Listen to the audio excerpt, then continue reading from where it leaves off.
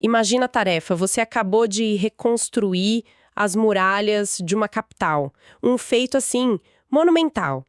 Mas aí você olha pra dentro e a cidade está vazia. Uhum. Uma cidade não é feita de pedra, é feita de gente. E agora? Como convencer as pessoas a saírem das suas casas, das suas terras, para se mudar para um lugar que ainda é, sei lá, um canteiro de obras, talvez até perigoso? É uma encruzilhada, né? Exato. E é essa situação que a gente encontra no capítulo 11 de Neemias. Para nossa análise de hoje, a gente está com trechos desse capítulo e com comentários de duas bíblias de estudo ótimas, a Holman e a Nova Almeida atualizada.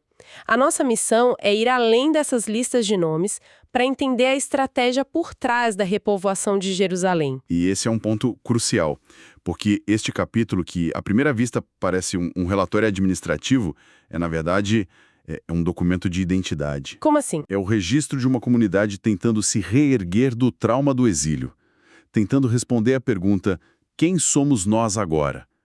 Cada nome ali, cada cidade, representa uma família fincando raízes de novo. É a organização de uma nação inteira. Ok, então vamos desvendar isso. O problema é claro, uma capital vazia. Não é uma capital vazia. Como é que eles resolveram essa questão?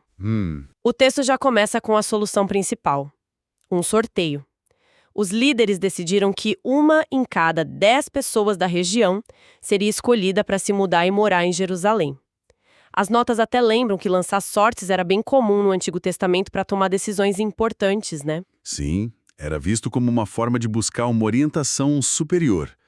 Mas o que é realmente fascinante, o detalhe que, para mim, muda toda a leitura, vem logo no versículo seguinte. Que é?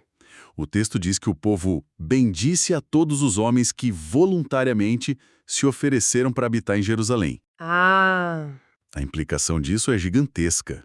Isso nos diz que se mudar para Jerusalém não era visto como ganhar na loteria. Não era um prêmio, era um sacrifício. exatamente. A cidade ainda estava se recuperando, a economia era frágil, a segurança uma preocupação constante. Era um lugar sem o conforto das aldeias, né? Não, sem dúvida. Então não era só uma questão de logística, era uma questão de ideologia. Uma capital não é só um lugar no mapa, é uma ideia pela qual as pessoas estão dispostas a sacrificar. E essa bênção pública é mais do que um simples muito obrigado. É um mecanismo social. Ela transforma um fardo individual numa honra cívica, sabe? Incentiva os outros a verem aquele sacrifício como algo valioso. Entendi. As notas até levantam uma dúvida interessante. Não está 100% claro se o sorteio foi feito entre toda a população ou só entre os que já tinham se voluntariado. O que muda bastante a perspectiva. Muda tudo? De qualquer forma, o ato de abençoar os voluntários mostra que o motor da reconstrução não era obrigação, era compromisso. Se o sorteio foi entre todos, a bênção destaca quem foi além do dever. Mas se foi só entre os voluntários, significa que tinha mais gente disposta a ir do que o necessário. Exatamente. Nos dois cenários, o que a gente vê é uma comunidade que valoriza imensamente a iniciativa pessoal. Reconhecia-se publicamente o peso daquela decisão. Essas pessoas estavam deixando terras produtivas, a segurança da sua comunidade. Isso, para se tornarem pioneiras na reconstrução do coração da nação. A bênção era um selo de gratidão. Era um jeito de dizer: nós vemos o seu sacrifício, e ele é o alicerce do nosso futuro. Ok, então eles tinham um plano para trazer as pessoas. Mas a próxima parte do capítulo, aquelas listas de nomes que parecem intermináveis, é aí que a verdadeira estratégia se revela. Vamos combinar? À primeira vista, parece a parte mais chata do livro, né? Parece uma lista telefônica da Idade do Bronze. Mas é aí que estão os segredos, certo? É exatamente aí. A estrutura da lista é a chave, não é aleatória. E como ela se organiza? Primeiro, o texto lista os líderes civis, os chefes de famílias de Judá e Benjamim. Depois, e com muito mais detalhe, ele mergulha nos grupos religiosos, sacerdotes, levitas, porteiros do templo. A própria ordem já revela a prioridade. Estabelecer a base civil e depois construir a estrutura religiosa por cima. Exato, que seria o centro de tudo. E os números que o texto dá são surpreendentes. Ele menciona 468 homens de Judá e 928 de Benjamim. Mas aí a gente chega no pessoal do templo. Aí os números explodem. Sim. São 1.192 sacerdotes, 284 levitas e 172 porteiros. Se a gente somar, dá quase 1.700 pessoas ligadas diretamente ao serviço religioso. Isso é muito mais gente que os líderes civis listados, parece desproporcional. E essa desproporção não é um acidente, é o projeto. Isso nos mostra de forma muito clara qual era a visão de Neemias. Eles não estavam só reconstruindo uma cidade, estavam refundando uma teocracia. Uau! O objetivo era restabelecer Jerusalém não apenas como capital administrativa, mas fundamentalmente como centro espiritual da nação. O templo era o coração pulsante da identidade judaica pós-exílio. A vida da cidade, a economia, a cultura, tudo deveria girar em torno dele. E dentro dessas listas tem uns detalhes que abrem uma janela para a vida daquela cidade. Por exemplo, na lista dos levitas, o texto fala de 2 homens, Sabetai e Josabade, que estavam encarregados da obra de fora da casa de Deus. O que seria essa obra de fora? Essa é uma nota de rodapé fascinante nas fontes. Ela nos mostra que as responsabilidades dos levitas iam muito além de cantar no coral ou fazer rituais dentro do templo. Ah, é? Sim, a obra de fora provavelmente envolvia funções cívicas e administrativas. Eles podiam estar envolvidos na coleta de dízimos, que era a base do sistema de impostos da comunidade, talvez atuassem como juízes em disputas menores, ou administrassem as terras do templo. Ah, então os levitas não eram só o departamento espiritual, eles eram parte da máquina administrativa da cidade. Isso. Quebra um pouco aquela imagem de que eram só músicos, né? Eles tinham funções práticas que mantinham a cidade funcionando. Entendi. Mostra um sistema bem integrado, onde o religioso e o cívico não eram separados. Exatamente. O templo não era só um lugar de culto. Era o motor econômico e administrativo da vida comunitária.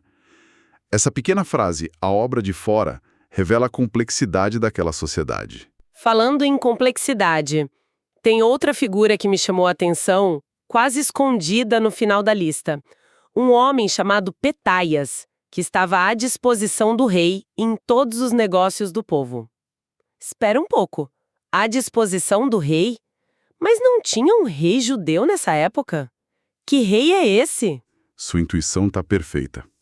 É uma frase carregada de significado político. Certo. As notas de estudo esclarecem que o rei em questão é o imperador da Pérsia, Artaxerxes. Petaias era muito provavelmente um judeu nomeado para ser o agente do rei persa. Ele era o elo de ligação entre a comunidade judaica e o poder imperial. Nossa. Então ele era o contato direto com o império.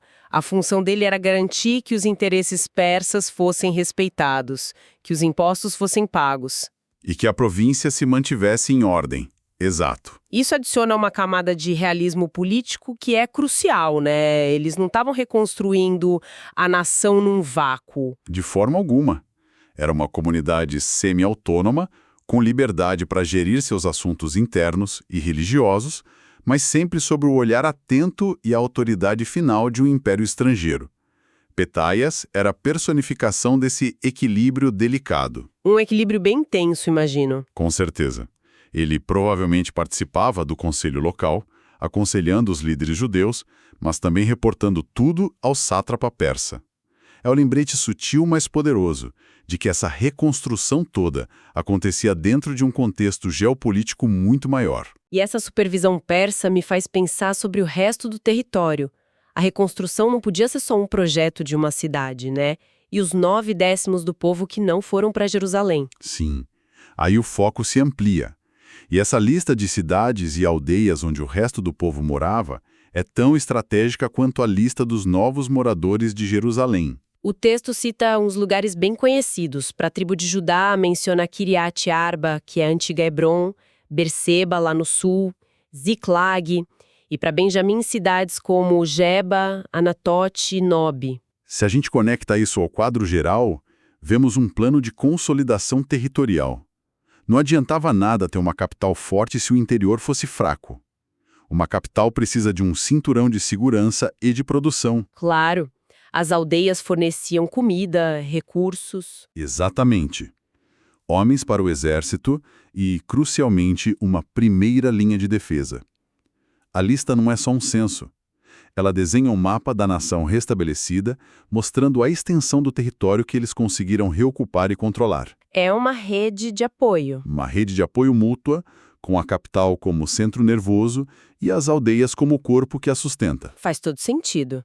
Mas as notas de estudo apontam uma coisa curiosa aqui.